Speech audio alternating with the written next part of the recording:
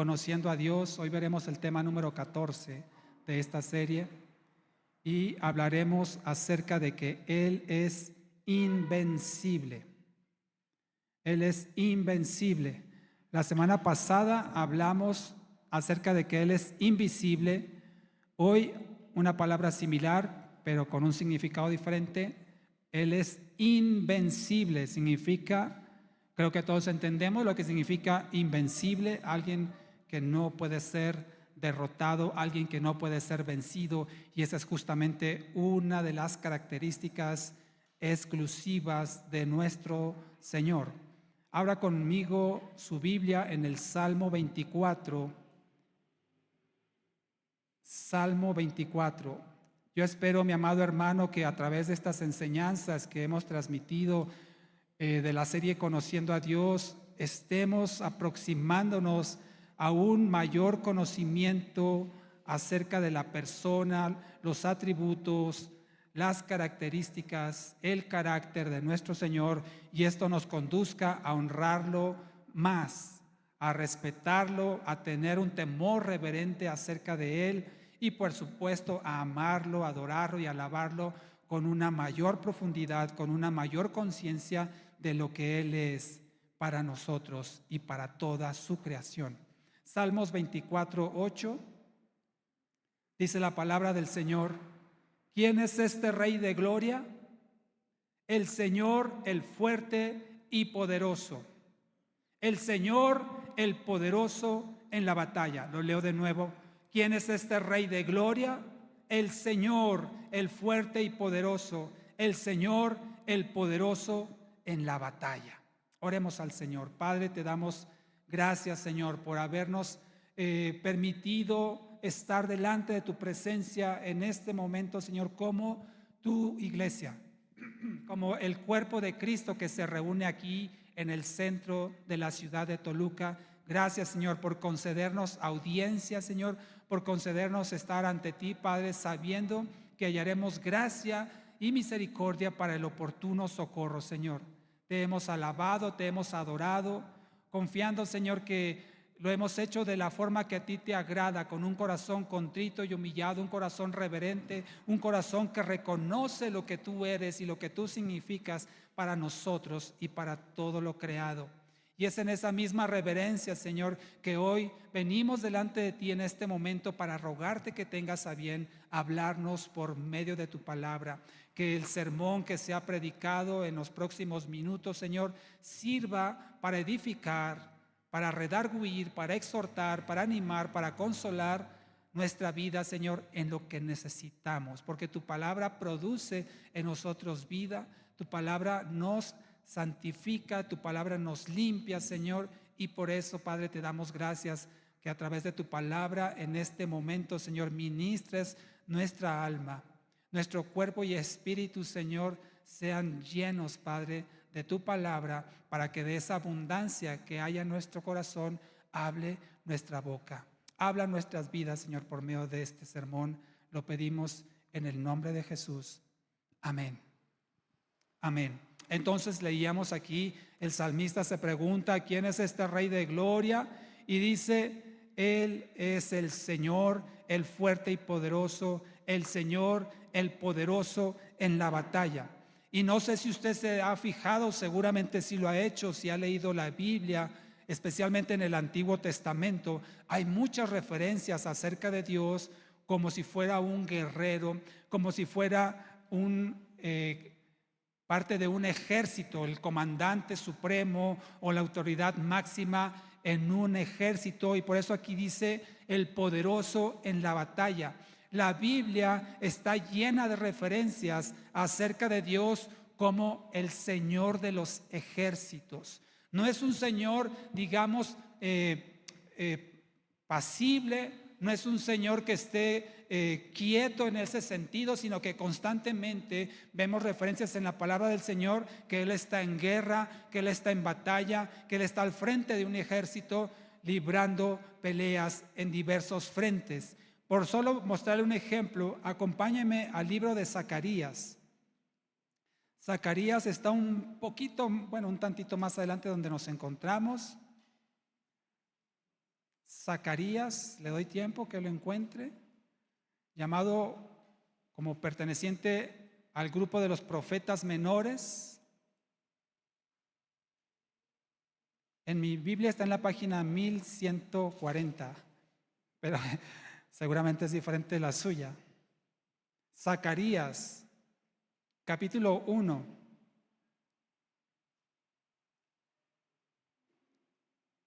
¿Ya lo tiene por ahí? Zacarías, ¿sí existe en la Biblia? Zacarías 1, por ejemplo, versículo 3. Dice, está hablando el Señor, pero diles que así ha dicho el Señor, ¿de qué?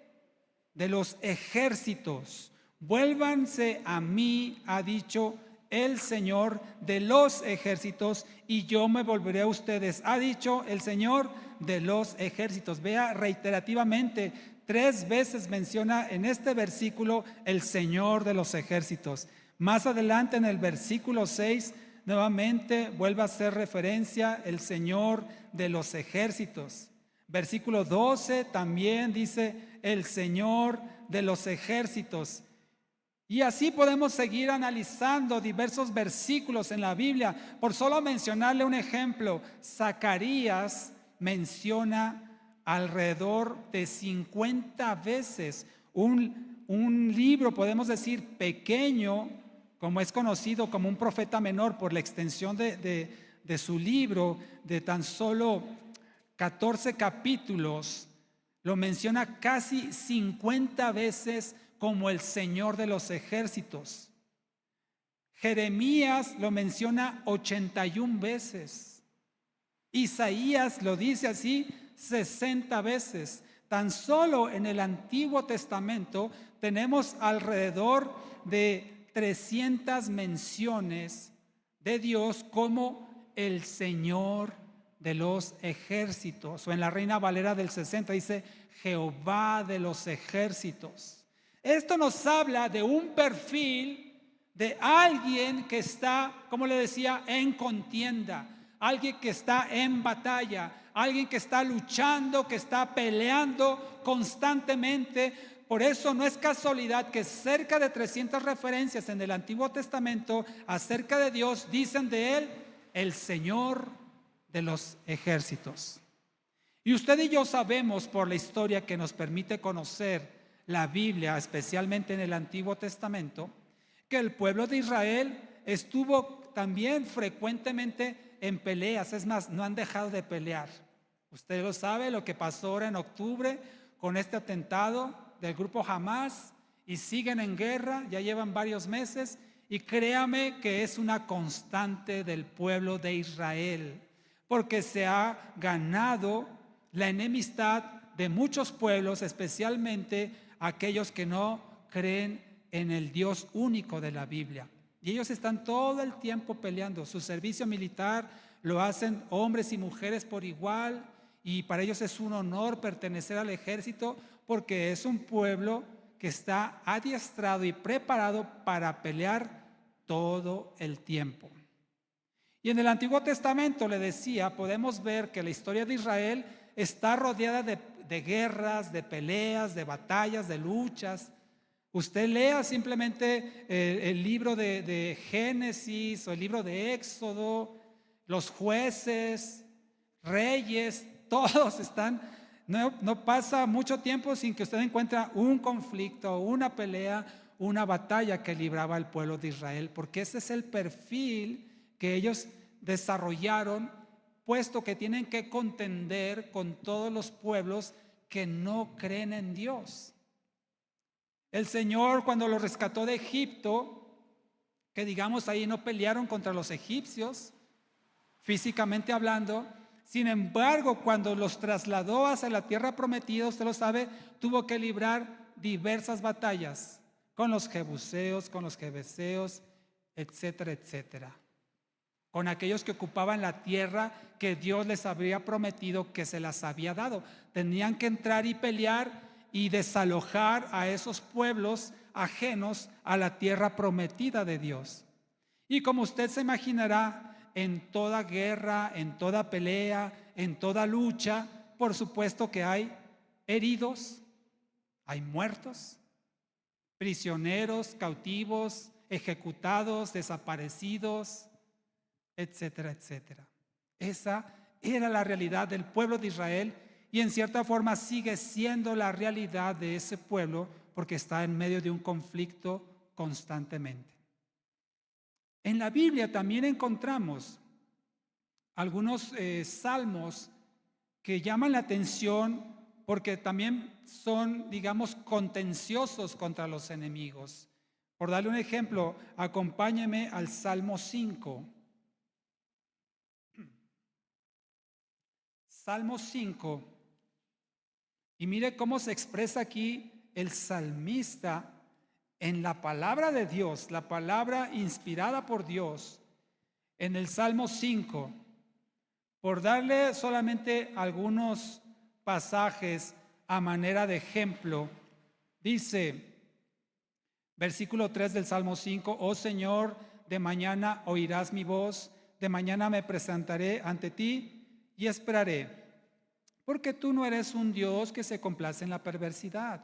La maldad no habitará junto a ti.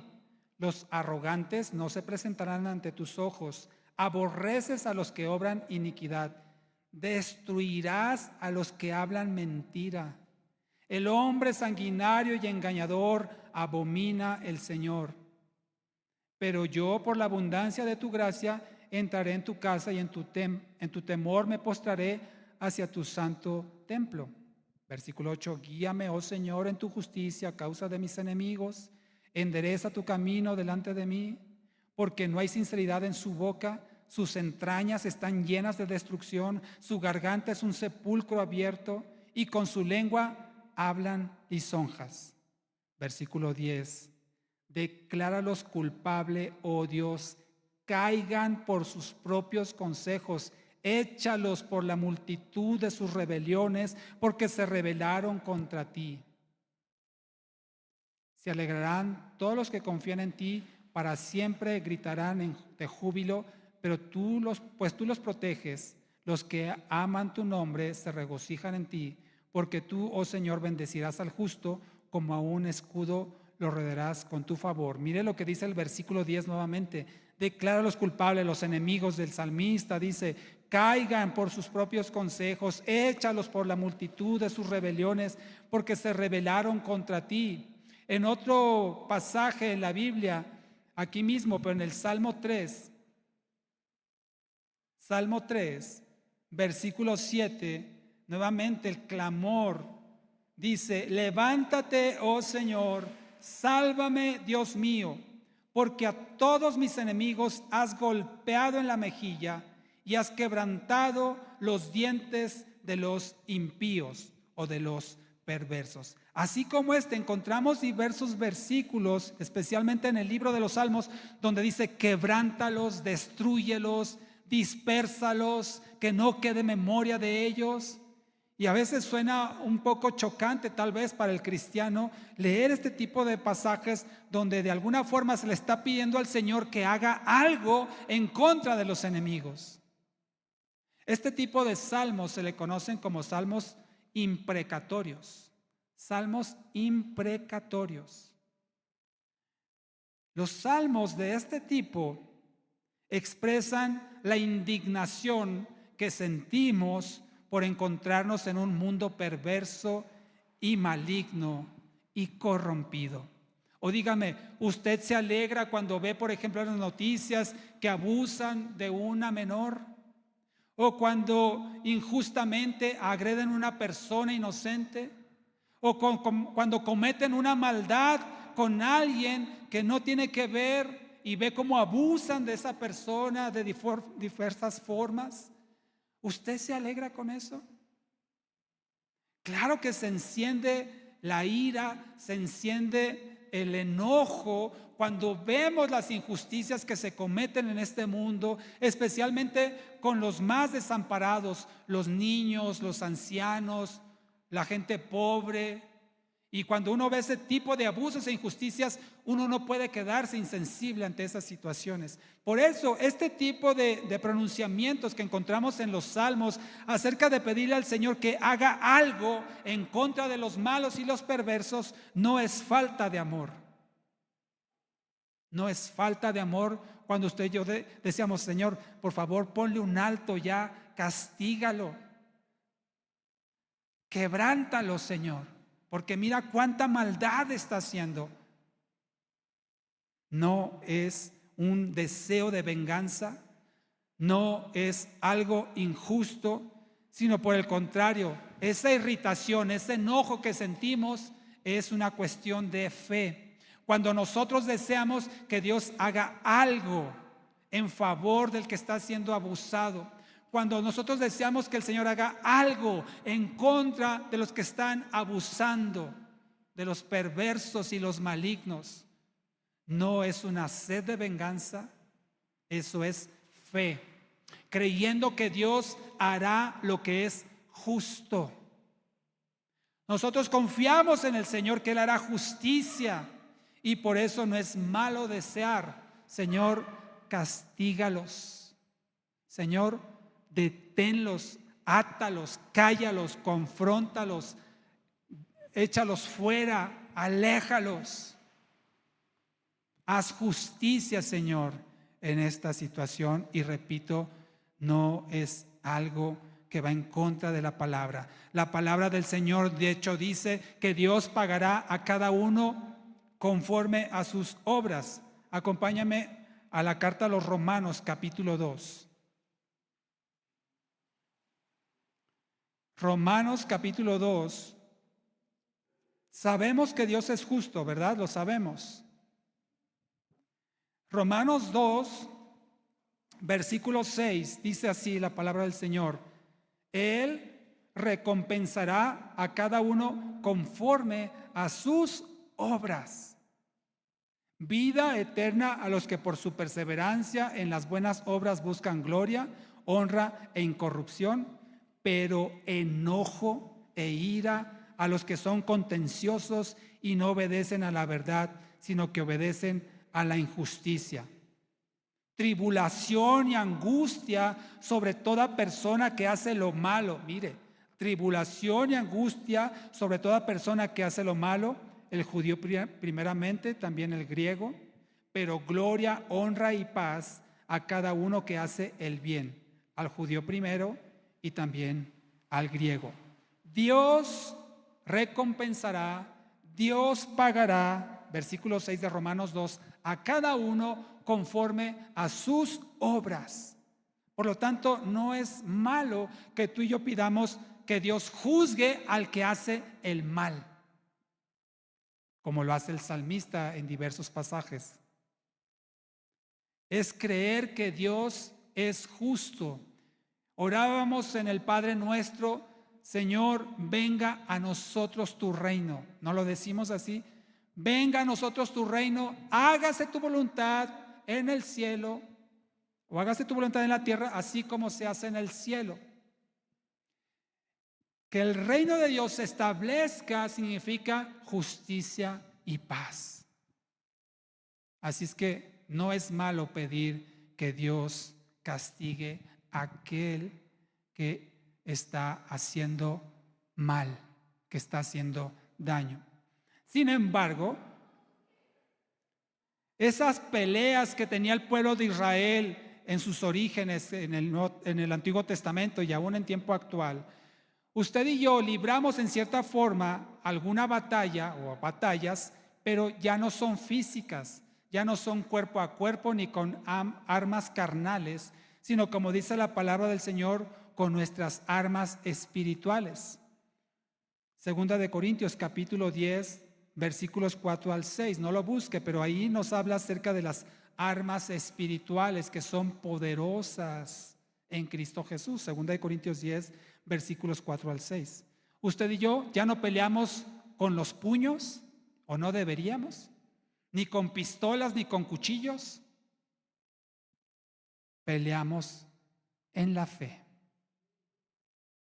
en oración, en clamor a Dios, no en nuestras fuerzas ni en nuestro poder, sino en el poder del Espíritu y con la fuerza de Dios, a través de la oración y la fe. Por eso, lo quiero llevar a este punto, sabiendo que Dios es, como ya vimos, el Señor de los ejércitos, que Él está en guerra constante contra sus enemigos, que aún podemos pedirle al Señor que haga justicia con aquellos que nos están agrediendo, con aquellos que nos están haciendo un mal, pedir justicia al Señor, que establezca su reino en justicia y paz. Cuando usted y yo sabemos las consecuencias, y quiero que estemos conscientes de esto, amados hermanos y hermanas, cuando usted y yo sabemos por la palabra de Dios y por el testimonio las consecuencias de los que agreden a los hijos de Dios o los que cometen injusticias, como ya decía, con la gente más desprotegida, ¿usted sabe cómo le va a ir a esas personas? ¿Les va a ir bien? ¿Cuántos testimonios tenemos usted y yo de gente que se han metido contra nosotros en injusticia y cómo Dios ha salido a nuestra defensa? Dice los salmos que Él es un escudo alrededor de nosotros, que Él acampa a nuestro alrededor, Él está vigilante. Ciertamente puede permitir cierto grado de daño, pero es con propósito, como el caso de Job. No vamos a estar exentos de ser agredidos, de ser ofendidos, de ser insultados, pero se están metiendo no solamente con un hijo de Dios, una hija de Dios, se están metiendo contra Dios mismo. ¿Y usted cree que Dios se va a quedar así de brazos cruzados diciéndole, dale más duro? Tal vez por un tiempo, pero tarde o temprano, y le digo con propósito, pero tarde o temprano el Señor se levantará en contra de todos aquellos que cometen injusticia, que son engañadores, mentirosos, perversos, malignos, tramposos, infieles, golpeadores, ofensivos y un largo etcétera. Por eso el Señor nos llama a amar a nuestros enemigos. Dios dice, déjamelo a mí, mía es la venganza, dice el Señor. ¿Te imaginas? Dios va a ser severo ante aquel que se ha levantado en contra de su voluntad, aquel que opone resistencia a sus propósitos. Dios va a ser severo contra ellos, especialmente cuando esto significa abusar de un hijo de Dios o una persona indefensa e inocente. Dice la palabra del Señor que es algo duro, algo tremendo, que debe de llenar de espanto caer en las manos de un Dios vivo, porque Él es Jehová de los ejércitos. Así es que el Señor nos llama a ser compasivos con los que nos agreden. En Génesis 12:3, acompáñame por favor. Mire la promesa que le hace el Señor a Abraham, de la cual podemos nosotros apropiarnos como sus hijos. Usted soporta, hermano, los que somos padres, hermana, que agredan a sus hijos. ¿Se queda indiferente? ¿No hace nada al respecto? Claro que no. Y mire lo que dice Génesis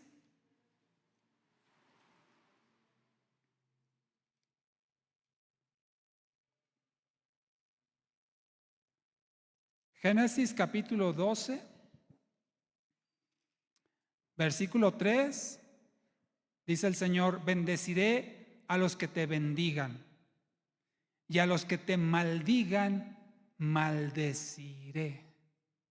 Y en ti serán benditas todas las familias de la tierra. Bendeciré a los que te bendigan.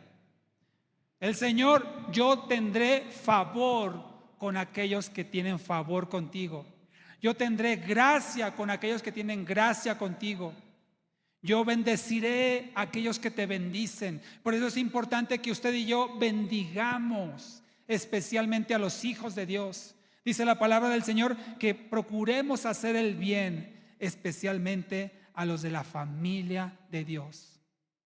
Porque si usted bendice a un hijo de Dios, el Señor lo va a bendecir a usted, pero no lo hacemos por interés. Eso no cuenta. Si yo desinteresadamente bendigo a un hijo de Dios, a una hija de Dios, el Señor me va a bendecir porque es su promesa. Por el contrario, el que te maldiga, el que te agreda, el que te insulte, el que te ofenda, el que te golpee, dice el Señor, yo lo maldeciré. Y vaya que Dios sabe cómo hacer eso. Temor debería de darnos cuando usted y yo pretendemos abusar o hacer un mal a un hijo de Dios o a una persona que no tiene culpa de lo que le vamos a hacer. Un abuso, un insulto, una ofensa. El Señor dice, yo maldeciré a los que te maldigan. Por eso el Señor nos llama a tener amor por nuestros enemigos. ¿Sabe lo que le espera a esa persona que le está haciendo la vida difícil a usted? ¿Sabe lo que le espera de parte de Dios? Que el Señor tenga misericordia de esas personas, porque se están acarreando un mal gravísimo. Están acumulando ira, dice la palabra de Dios, y juicio amontonan sobre su cabeza. Por eso Dios nos llama a tener compasión, a ser misericordiosos con aquellos que nos hacen daño, porque usted y yo sabemos lo que les espera. Con un hijo de Dios, nadie se mete sin salir castigado. Sí se van a meter. Los cristianos, como lo hemos dicho, también somos víctimas de las injusticias. Los cristianos también somos víctimas de las agresiones, los insultos, las burlas, despidos injustificados, robos, fraudes. Pero esa persona no se va a quedar impune ante Dios. Y si usted y yo sabemos cómo Dios castiga, tendríamos que tener compasión de esas personas, es decir, Señor, ten misericordia, apiádate de él, compadécete de ella. Como dijo Esteban cuando estaba siendo apedreado, no les tomes en cuenta este pecado. Como Jesús cuando estaba agonizando en la cruz dijo, perdónalos, porque no saben lo que hacen. No saben lo que hacen. Si supieran, dejarían de hacerlo. Porque Dios es invencible. A Dios nadie lo ha derrotado y Dios nunca perderá. Y damos gracias al Señor, mis amados hermanos, que Él nos haya llevado a un punto tal que tal vez éramos de esos agresores, que tal vez éramos de esos peleoneros, sacapleitos, ofensivos, insultantes, mentirosos, tramposos, infieles y otro largo etcétera. Y Dios por su misericordia nos hizo ver nuestra condición. Si no, mire, seguiríamos ahí, o ya estaríamos muertos, o en la cárcel, sin familia. Pero Dios en su misericordia nos hizo ver nuestra condición, así como el hijo pródigo que volvió en sí, vio su condición y dijo, ¿qué estoy haciendo? ¿Qué hago en esta condición? Y por su misericordia el Señor nos rescató de esa vana manera de vivir.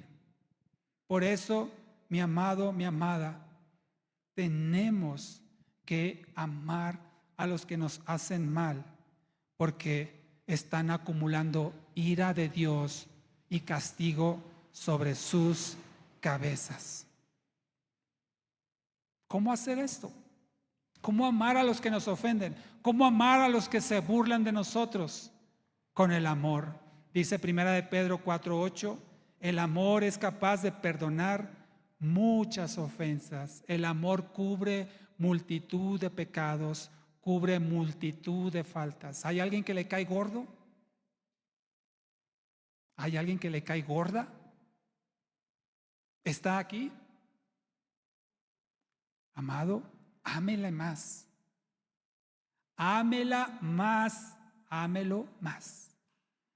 Porque solo el amor puede cubrir esa multitud de faltas, ofensas y pecados. Si es alguien que le está causando un mal a usted, alguien que le está causando un daño a usted, pida a Dios por misericordia para esa persona. Porque usted y yo sabemos el justo juicio de Dios que paga conforme a sus obras y no será algo fácil de soportar. Claro, cuando es algo injusto y no provocado. Si usted anda de sacapleitos, si usted anda de peleonera, pues bueno, aténgase a las consecuencias. Pero si usted injustamente es juzgado, si usted injustamente es agredida, si usted injustamente es ofendido, pida misericordia para esa persona, porque Dios no lo pasará por alto. Dios es invencible, nadie puede ganarle, nadie le ha ganado y nadie le ganará jamás. Sin embargo, debemos reconocer que hay personas que hacen lo malo y aparentemente no pasa nada.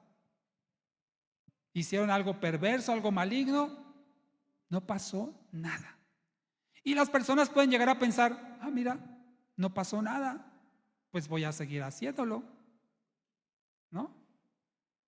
Como decían por ahí, la infidelidad no es instantánea, es algo que se va pensando, meditando, maquinando, planeando, fraguando, hasta que se consuma. Como dice la palabra del Señor, ¿verdad? Que cuando somos tentados no digamos que somos tentados de parte de Dios, porque Él no tienta a nadie ni puede ser tentado. Pero cada uno es tentado de acuerdo a sus pasiones incontrolables. Así es que cuando uno hace algo indebido, algo malo, lo que usted quiera, en privado, en público, como sea, y no pasa nada, uno dice, mira, puedo vivir haciendo estas cosas y no pasa nada. Pero la palabra del Señor claramente dice lo siguiente. Acompáñame, por favor, a Gálatas 6.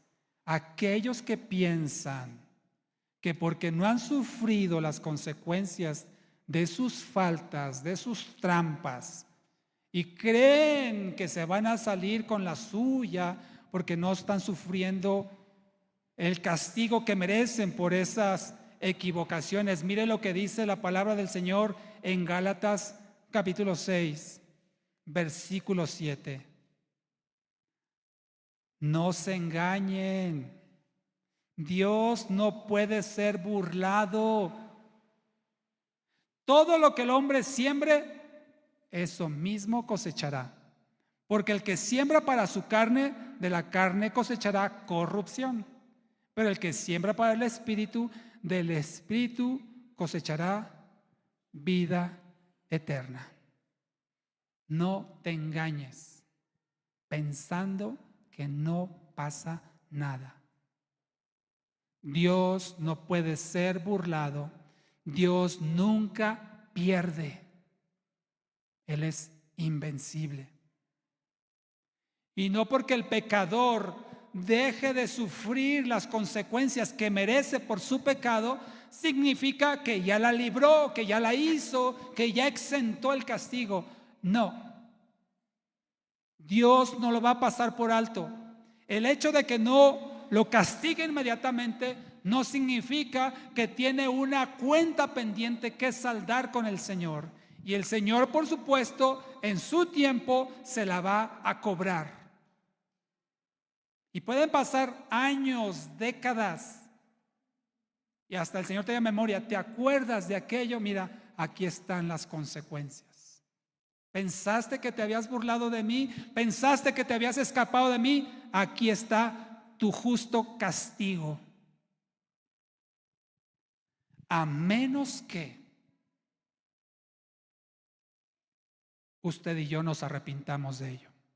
Eso borra esas deudas, borra esas faltas, pero no necesariamente va a borrar las consecuencias. Borra el castigo, borra el juicio, borra la disciplina, si de la gracia de Dios recibimos eso, pero tal vez no borre las consecuencias. Un hijo fuera del matrimonio, un fraude que el Señor nos perdona, pero la justicia terrenal nos castiga.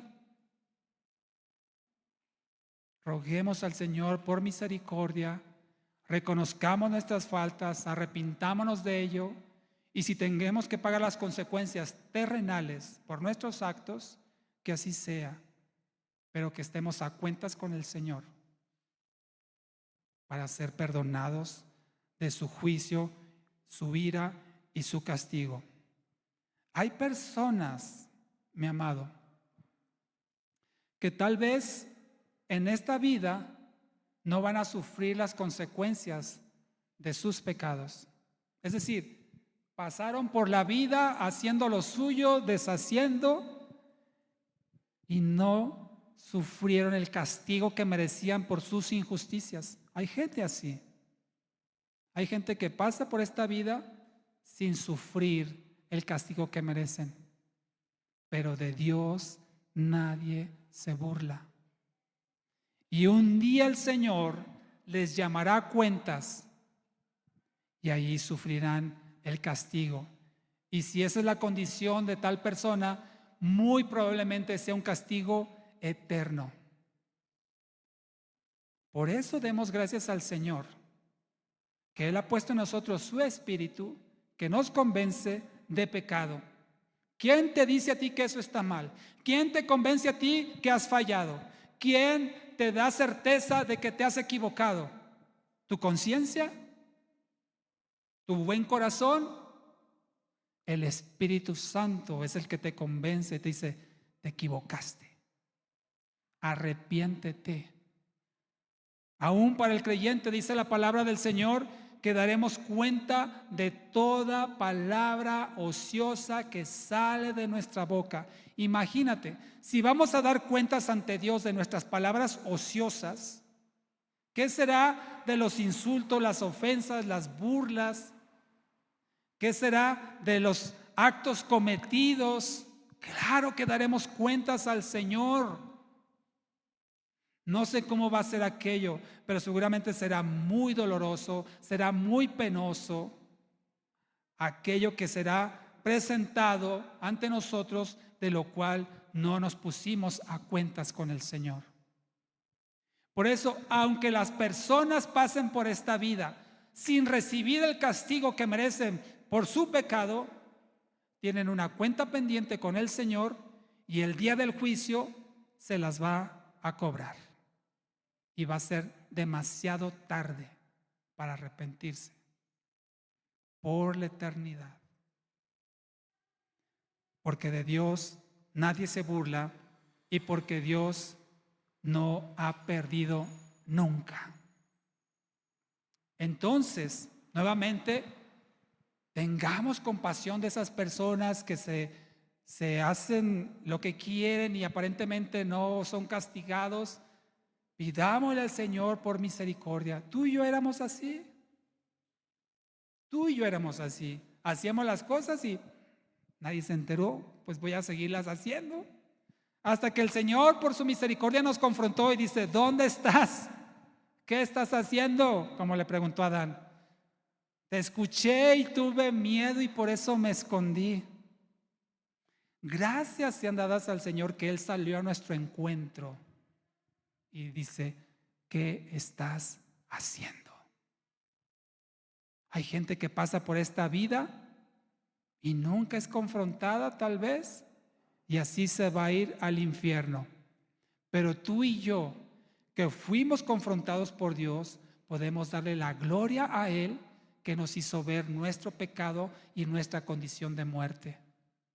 Roguemos al Señor por toda la gente perversa y maligna que anda cometiendo todo tipo de problemas y de fraudes y abusos. Que Dios tenga misericordia de ellos y les haga ver su condición de muerte. Porque si Dios no lo hace, nadie les va a convencer. Eso éramos tú y yo. La única diferencia entre todas esas personas abusadoras, perversas, pecadoras, asesinas, infieles, tramposas, etcétera, la única diferencia entre ellos y nosotros es la gracia de Dios. Que Dios puso sus ojos en ti y te dijo: ya no voy a dejar que sigas viviendo de esa manera, porque si no, ahí estaríamos todavía. Porque Dios no pierde y de Dios nadie se burla. Acompáñame a Filipenses. Aquí donde estamos, en Gálatas, Efesios, siguiente Filipenses, capítulo 2. Y dice la palabra del Señor en el versículo 10. Filipenses 2:10. Para que en el nombre de Jesús se doble toda rodilla de los que están en los cielos, en la tierra y debajo de la tierra, y toda lengua confiese para gloria de Dios Padre que Jesucristo es Señor. Lo que decía, aunque la persona pase por esta vida sin darle cuentas al Señor, aquí claramente nos dice Filipenses 2:10, toda rodilla de lo que está en la tierra, en los cielos, debajo de la tierra, se va a doblar ante Jesucristo y va a confesar a Jesús. Va a confesar que Jesús es el Señor para gloria de Dios Padre. Allí será el cobro de toda cuenta pendiente para aquel que aparentemente en esta vida se salió con la suya, nunca fue castigado, ahí va a hacerlo. Y como le dije, por la eternidad. ¿Cuántos le dan gracias al Señor que Él salió a nuestro encuentro y dijo: ¿qué estás haciendo? Y nos hizo reaccionar y nos vimos: Señor, soy pecador, apártate de mí. Y hay unos, ahí siguen todavía, pensando que se burlan de Dios, pensando que no va a pasar nada porque no sufren las consecuencias, pero están acumulando ira y enojo de parte de Dios. Por eso el Señor, mira, acompáñame al Salmo 37. Volviendo al tema de que Dios es un Dios guerrero, es un Dios que libra batallas, que contiende por nosotros. Y a veces nosotros vemos cómo las personas malas siguen haciendo lo malo y no hay quien les ponga un alto, y parece ser que nadie puede contra ellos, y parece ser que se van a salir con la suya. El Salmo 37, mira lo que nos dice en el versículo 1: no te impacientes a causa de los malhechores, ni tengas envidia de los que hacen iniquidad. No te impacientes, hermano. No te alteres. El versículo 7 dice: no te alteres con motivo de los que prosperan en su camino, por el hombre que hace maldades. No te alteres. No pierdas la paz. No peques por la ira, por ver cómo prosperan los malos. Porque el Señor aquí mismo en el Salmo 37 nos dice cuál será el final de tales personas. En el versículo 2 nos dice que se van a marchitar. En el versículo 9 nos dice que van a ser destruidos.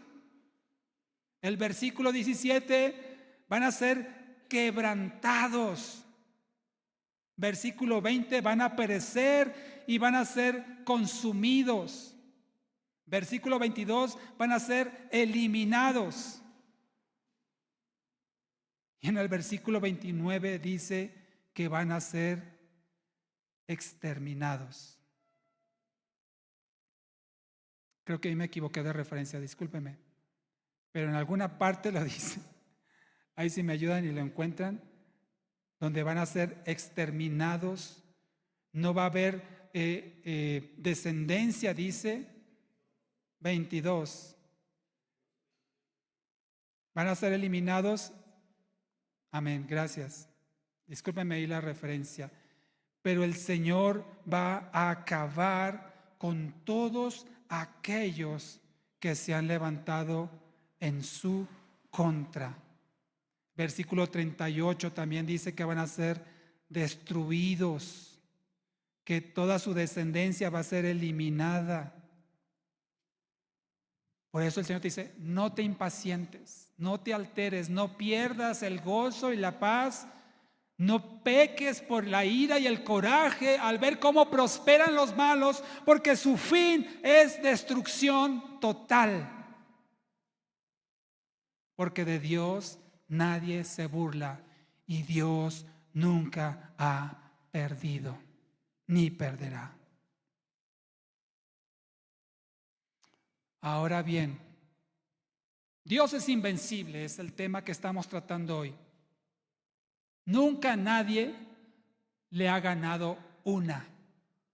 Nunca nadie le ganará una a nuestro Señor. Pero en contraste a esa imbatibilidad o invencibilidad de Dios, es decir, que nunca ha sido derrotado, en contraste, tú y yo sí que sabemos lo que es perder. Sí que sabemos y conocemos lo que es ser derrotados, lo que es fallar. Sí que sabemos, tú y yo, lo que es el fracaso. A nosotros sí nos han ganado, y muchas. En la Biblia encontramos diversos pasajes que aparentan ser una derrota de Dios.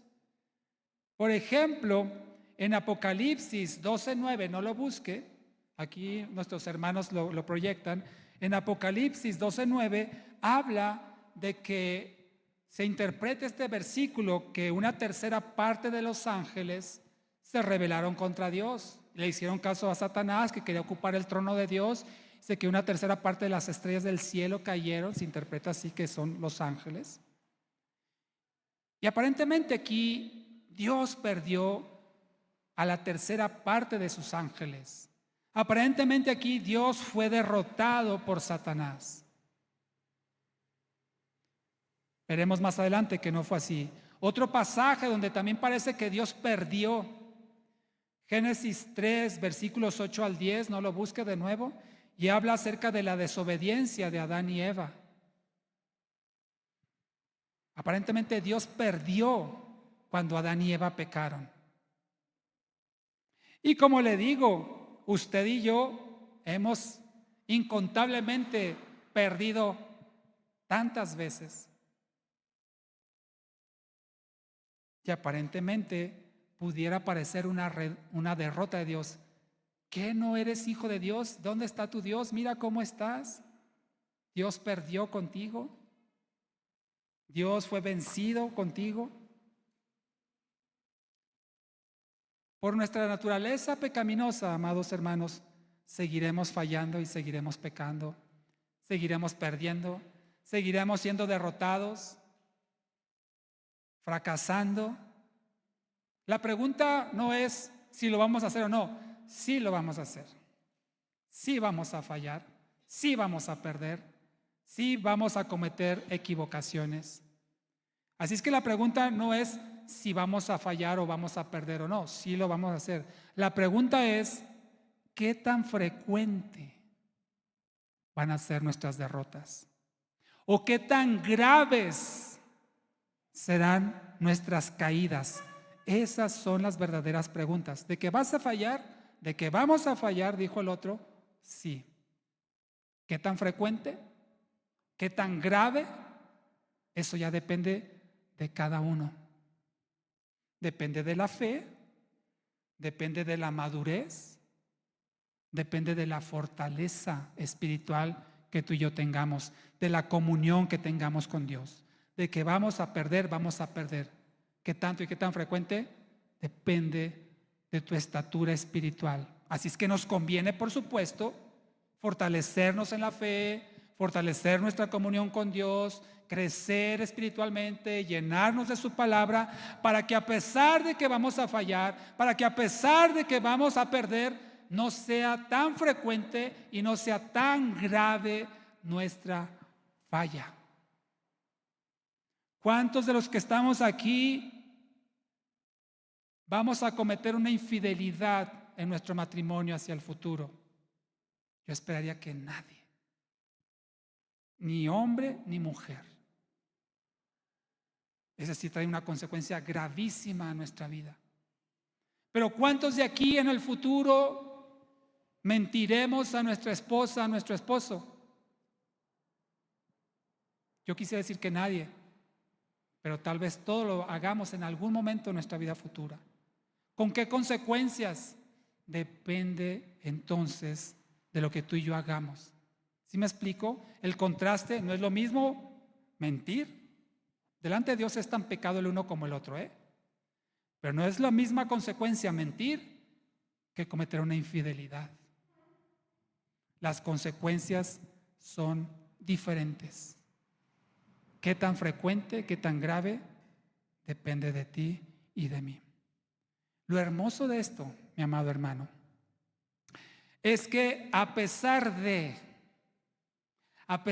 ti, a pesar de mí, a pesar de nuestras pérdidas, de nuestros fracasos, la palabra del Señor tiene una promesa hermosa. Vayan conmigo a Romanos 8. No con esto quiero aconsejar que cometamos errores, no con esto quiero decir que vayamos a equivocarnos conscientemente o que está permitido que lo hagamos, no. Lo que quiero decir es que a pesar de nuestras fallas, a pesar de nuestras derrotas y nuestros fracasos, la palabra del Señor en Romanos 8,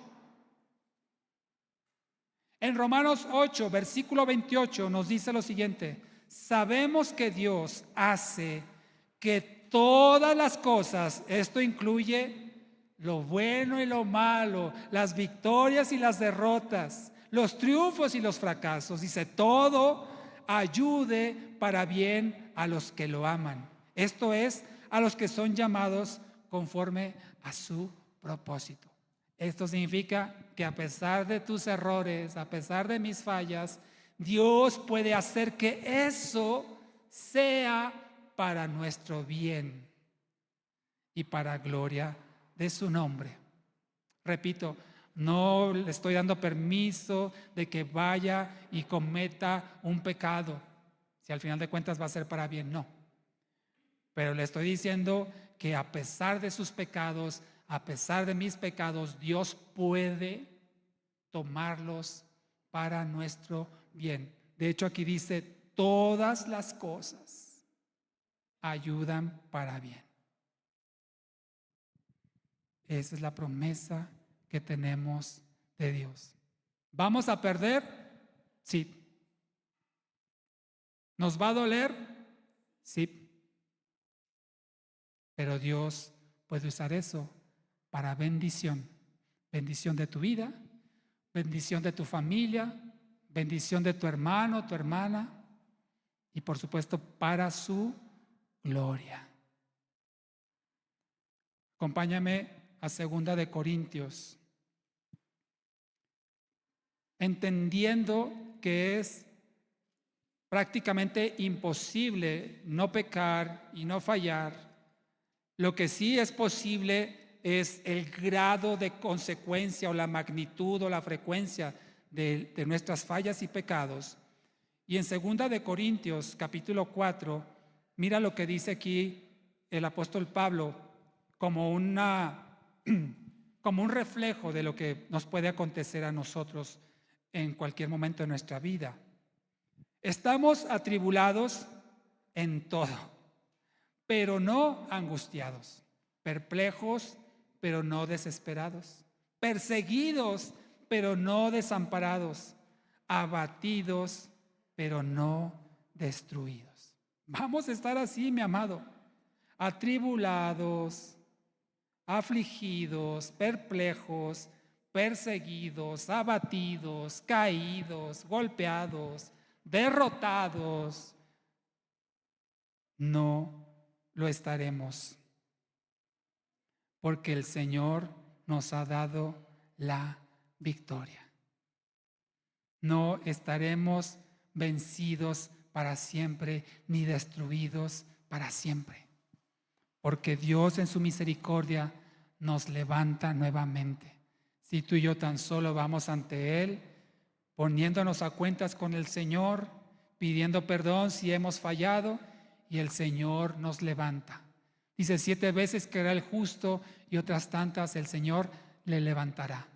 Tú y yo sí podemos ser vencidos, pero no eternamente.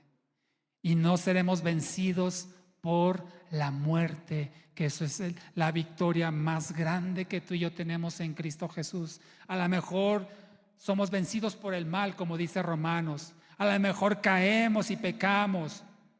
A lo mejor el pecado nos venció en una batalla, pero la muerte no prevalecerá sobre nosotros, porque Cristo nos ha dado vida eterna. ¿Cuántos dicen amén a eso? Así es que la rebelión de Satanás con la tercera parte de los ángeles en el cielo, que aparentemente era una derrota para Dios, no lo fue. Porque a través de eso el Señor pudo demostrar su poder, que está por sobre toda potestad, por sobre toda autoridad. Es mayor la potencia de Dios que Satanás y todos sus demonios. No fue una derrota para Dios. El pecado de Adán y Eva en el jardín del Edén aparentemente fue una derrota para Dios, pero no lo fue así, porque eso nos hace ver nuestra condición y que tú y yo somos propensos a pecar y necesitamos un Salvador, que es Jesucristo. No fue una derrota para Dios, porque a través de esa circunstancia el Señor muestra su gracia y su misericordia y cubre la multitud de nuestras faltas con su amor. Aparentemente la crucifixión de Cristo a los ojos de los hombres fue una derrota. Tú que eres el Hijo de Dios estás ahí agonizando. Aparentemente Dios perdió ahí, pero no fue así. Porque a través de esa muerte, de ese sacrificio, tú y yo podemos alcanzar la vida eterna. Y la muerte no pudo retener a Jesús. Y el Señor, por cuanto no pecó y fue obediente al Señor, dice que lo exaltó a lo sumo, a lo más alto. La crucifixión de Cristo no fue una derrota para Dios, fue una victoria para Él y para nosotros. En esa muerte está nuestra victoria. Así es que tu tribulación, tu angustia, tu hambre, tu persecución, lo que estás sufriendo, fue la enfermedad o la muerte, no son una derrota, o no son una derrota permanente. Porque el Señor, como le dijo a Pablo, te dice a ti y a mí: bástate mi gracia, porque mi poder se perfecciona en tu debilidad. Dios no ha perdido ni perderá. Él es invencible. Acompáñame a Juan 10 y con esto termino.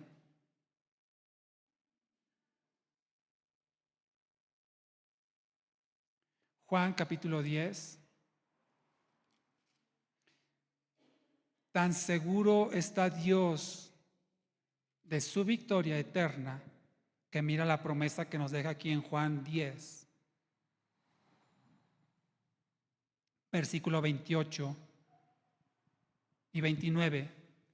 Dice el Señor Jesucristo: yo les doy vida eterna y no perecerán jamás, y nadie las arrebatará de mi mano. Mi Padre que me las ha dado es mayor que todos, y nadie las puede arrebatar de las manos del Padre. Tu vida está en las manos de Dios. Tu vida está en las manos del Padre, y dice, es mayor que todos y nadie se las puede arrebatar de sus manos. Nadie podrá arrebatar tu vida de las manos de Dios, porque Él es invencible y Él nunca ha perdido y no perderá contigo y no te va a perder.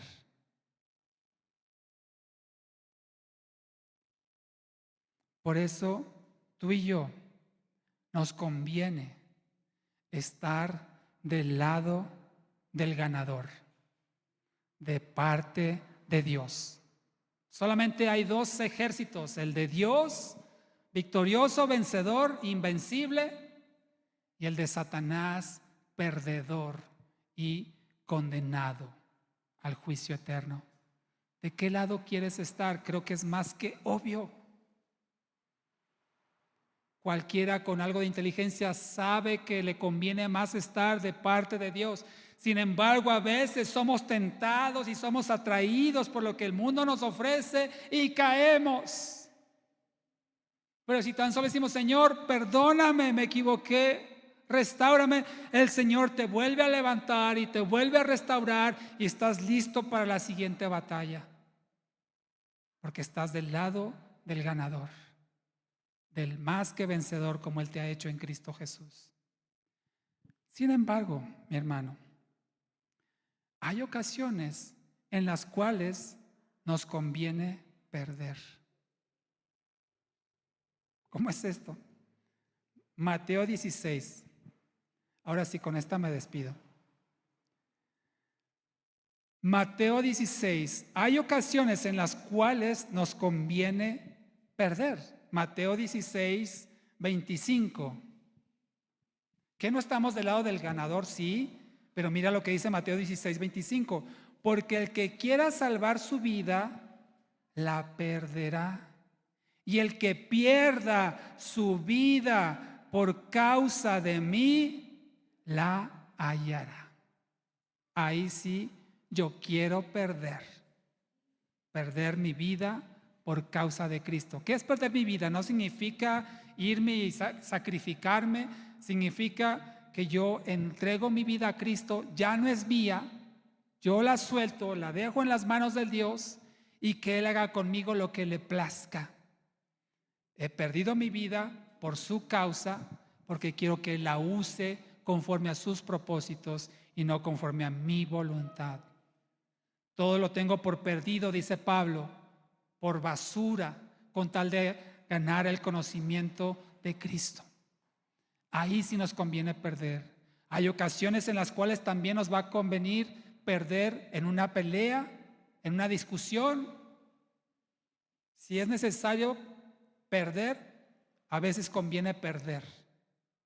En una pelea, en un matrimonio, por ejemplo, una discusión familiar, en una contienda, perdemos con tal de agradar al Señor, con tal de que Dios haga justicia y no nosotros a nosotros mismos.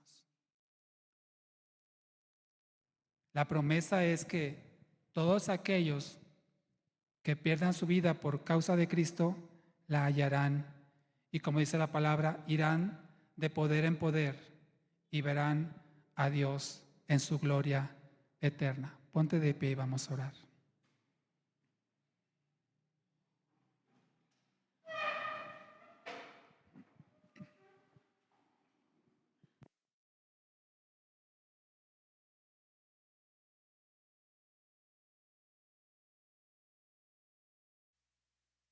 Amado Dios, damos gracias por tu palabra, Señor. que nos haces entender que tú eres invencible, que nunca has perdido y nunca perderás, y que el día que nos llamaste a pertenecer a tu escuadrón, nos has hecho parte del equipo ganador, el equipo que ciertamente podrá tener algunas derrotas terrenales, pero nunca eternas en tu presencia. Por eso te damos gracias, Señor, porque estamos del lado del invencible, de aquel que no conoce lo que es perder. Y sabiendo aún que nosotros somos débiles, que fallamos, que perdemos, aún sabiendo eso, nos llamaste a formar parte de tu familia. Y te damos gracias, Señor, porque nos has hecho más que vencedores en Cristo. Por medio de aquel que nos amó, nos has dado la victoria. Y la muerte no prevalecerá sobre nosotros, ni aún el pecado nos dominará como lo hacíamos antes cuando no estábamos en Cristo. Y gracias te damos, Señor, por llamarnos a formar parte de tu reino. Gracias, Dios. Gobierna nuestra vida, Señor, por favor, para fallar lo menos posible. A ti, el alfa y la omega, el principio y el fin, y el gran yo soy, me rindo. A ti, el todopoderoso, el que es y que será, y el gran yo soy, me entrego.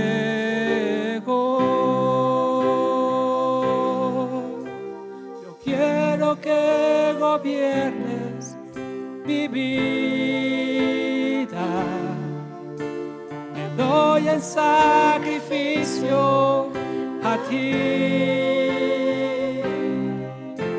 Yo quiero que tú ordenes mi caminar, que siempre viva en tu voluntad.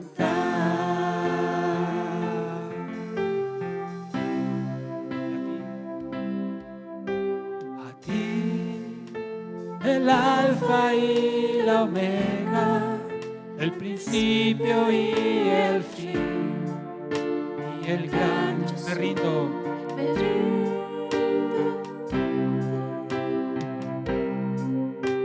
A ti, el todopoderoso, el que es y que será, y el gran yo soy, me entrego.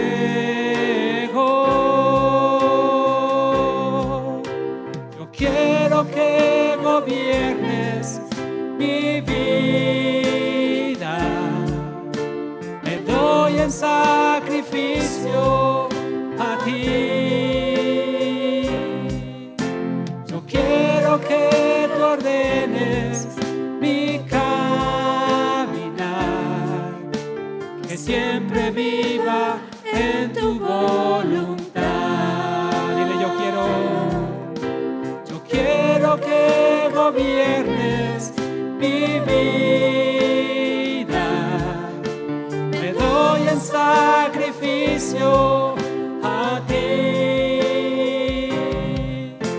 Yo quiero que tú ordenes mi caminar, que siempre viva en tu voluntad. Sí, Señor. Por favor, Padre, ayúdanos a vivir en tu voluntad. Queremos vivir, Señor, venciendo, ganando, Señor, No queremos vivir en derrota constante, Señor. Ayúdanos, Padre, porque nosotros mismos no hay esa capacidad, pero tu Espíritu Santo es el que nos fortalece. Ayúdanos, Señor. Dile, yo quiero que gobiernes mi vida. Me doy en sacrificio a ti. Quiero que ordenes mi caminar, que siempre viva en tu voluntad. Una vez más yo quiero que gobiernes mi vida. Me doy en sacrificio a ti. Oh, yo quiero que ordenes mi caminar, que siempre viva en tu voluntad, que siempre viva en tu voluntad,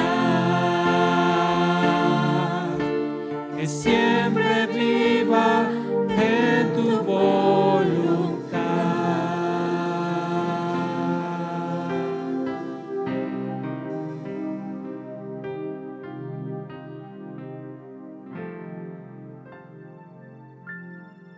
Que siempre vivamos bajo tu voluntad.